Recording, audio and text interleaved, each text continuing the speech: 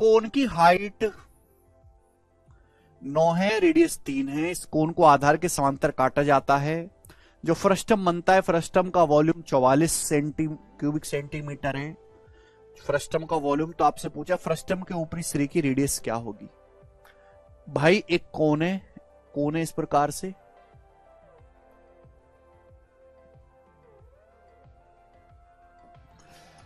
अब इसकी ऊंचाई 9 सेंटीमीटर, इसके बेस की रेडियस 3 है, इसकी हाइट है 9, 90 डिग्री का एंगल है, इसकी हाइट 9 सेंटीमीटर है।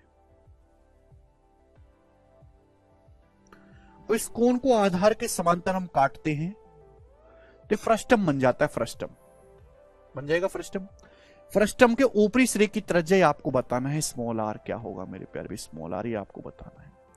आपको यहां पे फ्रस्टम का वॉल्यूम दिया हुआ है कि फ्रस्टम का वॉल्यूम 44 सेंटीमीटर क्यूब है। देखो बच्चों, फ्रस्टम के वॉल्यूम का फॉर्मूला बहुत भयानक होता है। अगर आप फ्रस्टम के वॉल्यूम का फॉर्मूला लगाने लगे तो पागल हो जाओगे।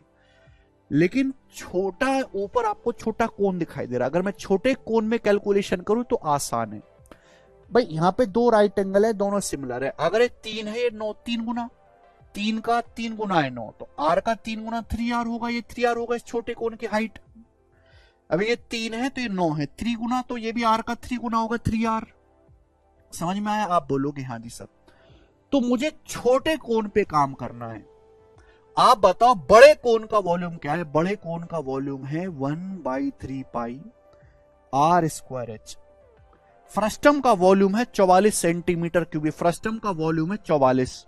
बेटा अगर 44 को भी पाई में लिखो, 44 का मतलब होता है 2 गुणा 22, 7 से भाग ये आएगा 14 पाई, 22/7 14 होता है। यानी कि फ्रस्टम का जो वॉल्यूम है वो 14 पाई है।